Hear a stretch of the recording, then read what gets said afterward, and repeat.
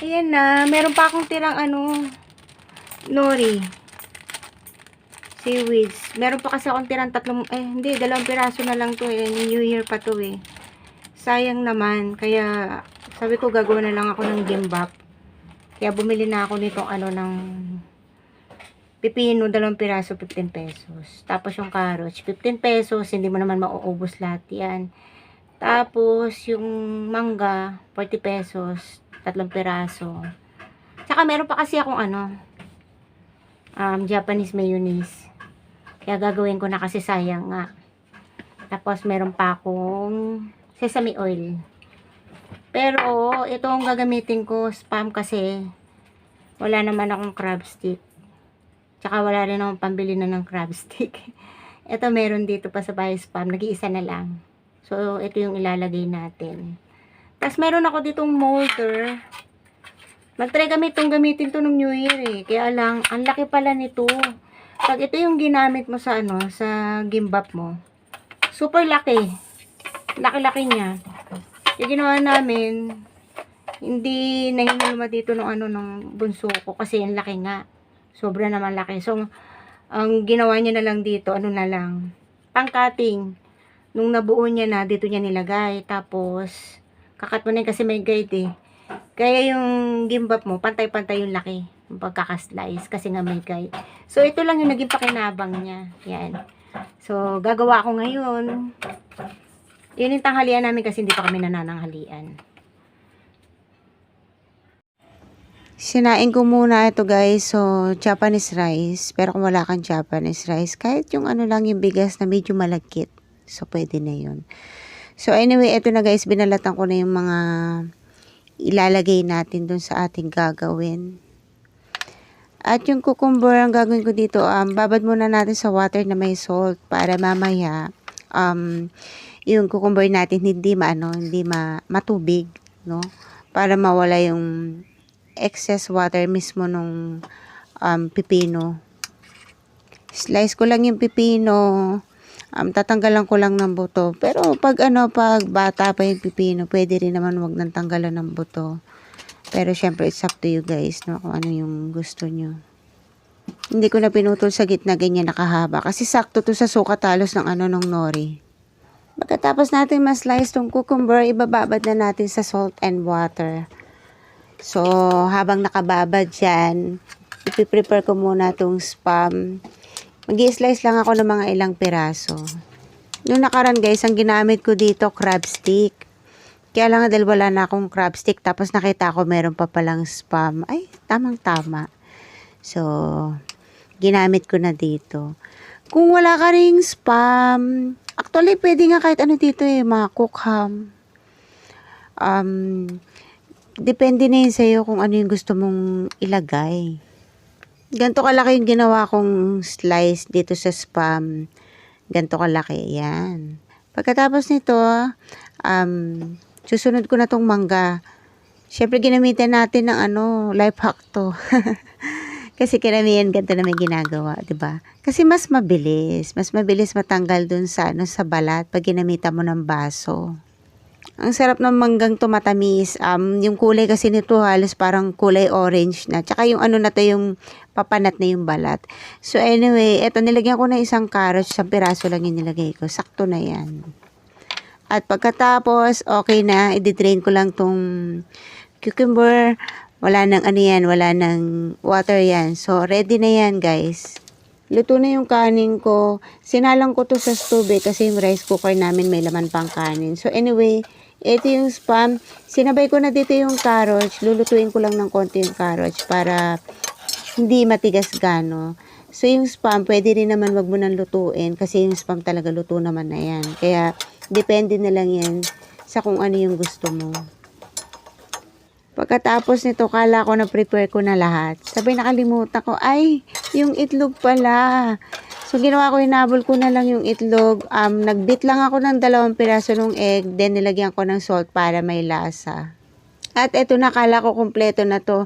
Doon ko lang nalaman guys, nung habang ini-edit ko na tong video, may kulang talaga.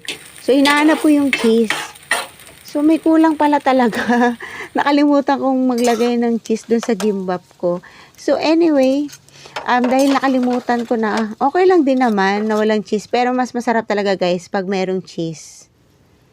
After this, ipiprepare ko na yung para sa rice. So, meron akong 1 tablespoon vinegar, 2 tablespoon sesame oil. Isa to talaga sa nagpapasarap. So, pagkatapos, meron akong 1 tablespoon brown sugar and 1 teaspoon salt. Haluin ko lang ito maigi.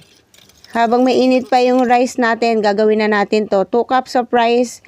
Naka-gloves ako kasi sobrang init talaga nung kanin, bagong luto eh. So, nilagay ko na rin tong mixture na ginawa ko kanina. Hahaluin lang natin maigi. Guys, kaya ako nag-gloves kasi sobrang init talaga nung kanin. Ang init. Initan ako, sobrang init. Mas maganda kasi talaga kinakamay para mahalo mo maigi yung rice at saka yung mixture na nilagay natin para talagang malasang malasa. I-ready ko na, ililipat ko lang dito sa maliit na bowl. Tapos ang gagawa na nito, yung magbabalot na nito guys, yung bunso ko. Kasi ito yung gumagawa ko ng gimbap, siya yung tigabalot ko, no? So, ang importante lang dito talaga guys, maghugas ka maigi ng kamay. Kasi kakamayin mo to. So, kailangan malinis lang naman yung kamay. So, hindi ko na siya pinagamit ng gloves. So, pagkatapos maiging mahugasan yung kamay mo, nag-rub siya ng sesame oil dun sa kamay niya para hindi ganong madikit sa rice kasi yung rice malagkit masyado, no? So, para hindi ganong didikit sa kamay niya. Or o kaya, ang gagawin mo dyan, babasain mo yung kamay mo para hindi ganong madikit yung kanin dun sa kamay mo. So, ganyan lang yun guys. Balutin nyo lang maigi. Para mas maganda kasi pag balot na balot para para siksik hindi maluwag. So, para pag hiniwa natin mamaya, mas madaling hiwain. Pag gumagawa ka nito, wag mong isasagad hanggang dulo yung rice. Kasi, hindi mo na may isasara pag puro rice na yan hanggang dulo. Kailangan mag-iiwan ka talaga ng konti. Siyempre, para pag ni-roll mo na, maididikit mo pa. Medyo hawig din naman tong gimbap sa sushi. Kaya lang, ang pinagkaiba kasi guys sa sushi, usually ang ginagamit doon is a raw fish. So, mga hilaw-hilaw, no? Unlike dito sa gimbap kasi, ang kadalasan nilalagay dito is vegetable, fruits, and then mga luto-luto na yung inilalagay dito. So, yun yung pinagkaiba ng dalawa.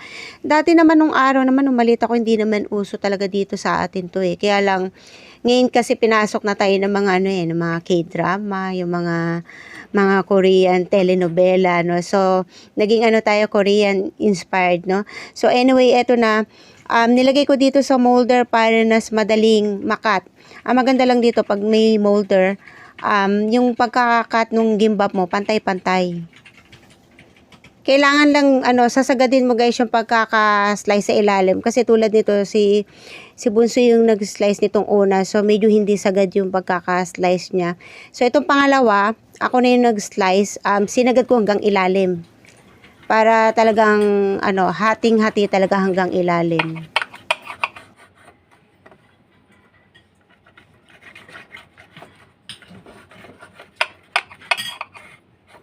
Kailangan sagad na sagad yung pag-slice.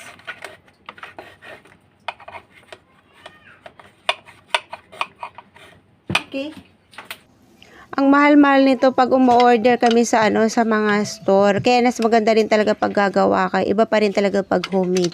Dati pag bumibili kami nito yung 88 pieces, umaabot na siya ng 1,000 plus. So, mahal. Pero iba-iba rin namang variation yun. So, ikaw, pwede ka na rin mag-add na lang ng kung anong variation yung gusto mo dito. Gagawa tayo ng simpleng sausawan lang guys. Soy sauce, then nilagyan ko ng sesame oil, then nilagyan ko ng brown sugar. So, ayun na yung sausawan nun. Dapat talaga meron pa tong wasabi, kaya lang wala nga akong wasabi. So anyway, si Habi lang naman mahilig sa wasabi. So eto na guys, nilagyan ko rin syempre ng Japanese mayo. So that's it guys. I hope nag-enjoy kayo sa aking video for today. At syempre magte-thank you po muna ako sa inyong lahat, no? Maraming salamat po sa matyagan yung panonood sa aking channel. At kung bago ka sa channel ko, please don't forget to like and subscribe and click the notification bell for new updates.